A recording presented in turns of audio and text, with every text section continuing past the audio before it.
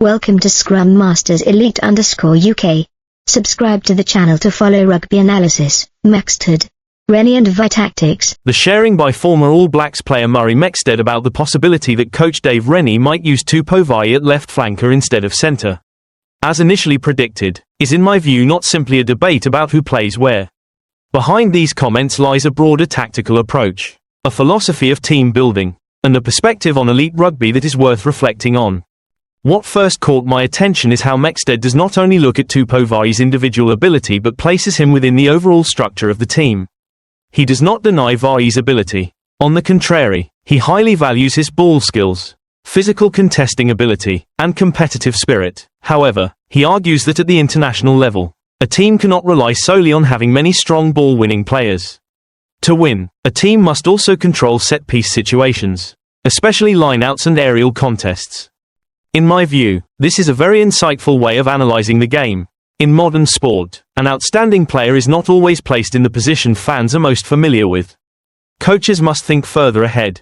They must consider how that player can maximize the team's overall strength rather than simply evaluating individual ability.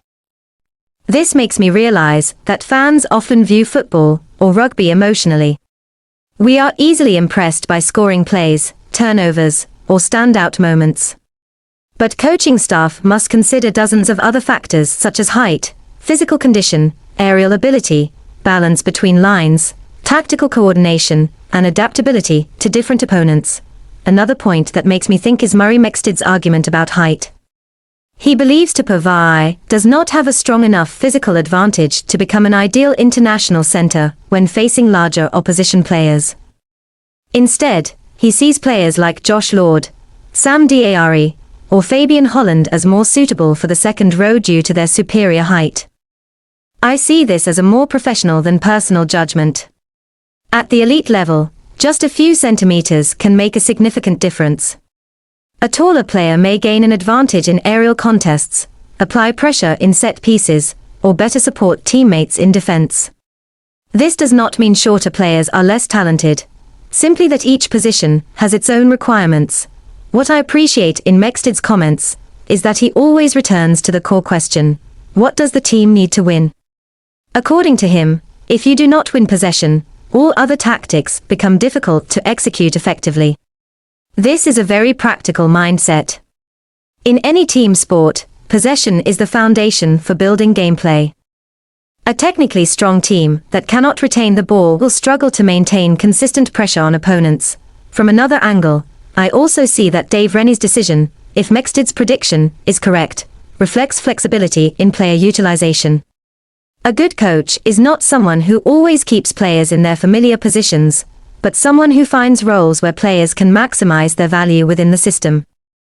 This also reminds me that in life, a person's ability does not depend solely on themselves but also on the right environment.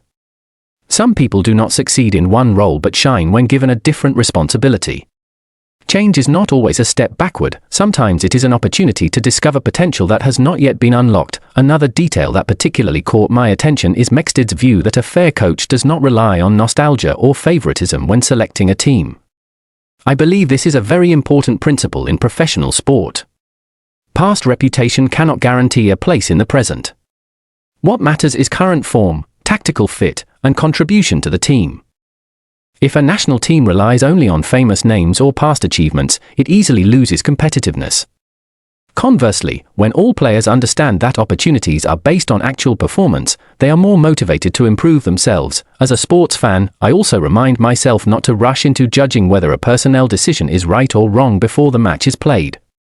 On social media, debates often emerge immediately after a squad is announced. However, only actual on-field performance can show whether the selection was appropriate. From this story, I draw an important lesson. When evaluating an issue, it is necessary to look from multiple perspectives rather than relying on first impressions. A decision may seem surprising, but behind it there may be very careful calculations that outsiders cannot see. Keeping an open mindset helps us understand issues more fully and reduces emotional judgments. For fans, I think the biggest lesson is to respect differences in professional opinions. Fans are free to agree or disagree with Murray Mexted's predictions, as well as Dave Rennie's decisions. However, discussions become more constructive when based on reasoning, analysis, and respect rather than personal attacks. This contributes to a healthier sporting environment. For the wider community, this story offers a broader message beyond sport. Every organization or collective needs to choose people based on their fit with shared goals. An outstanding individual is not always the best choice in every situation. What matters is the balance between individual ability and collective benefit. I also realize that sustainable success does not come from having many star individuals, but from the ability to combine the right people in the right positions at the right time.